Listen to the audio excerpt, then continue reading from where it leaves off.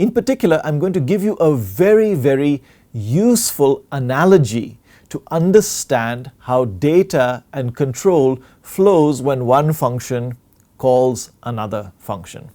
Now please remember, this is only an analogy. So not every part of the details here will correspond exactly to what's going on. But having taught this material many times, my students find this analogy useful, so let me share it with you. So in this analogy, I want you to imagine you are the computer evaluating a function.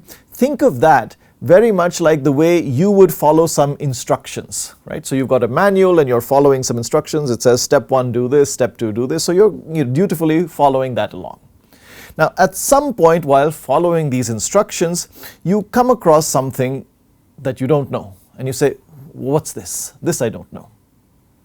Fortunately, there is a reference book available which is like the helper function, and that reference book has the answer to this question, what is this? So at this point you will take this question that you have, you will treat that like the argument to the helper. This is the information that you will seek in the helper book. So you would literally take that information and look it up in the helper.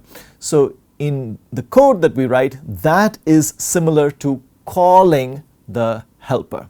So we will look up inside this helper, we will work out what the answer is to the question that we're interested in, and then we will take that answer and go back to our instructions.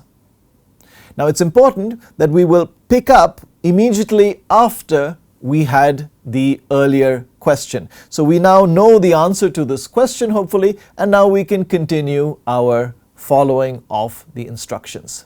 So I would like you to keep this analogy in mind as we now go to Python Tutor and actually follow the trace.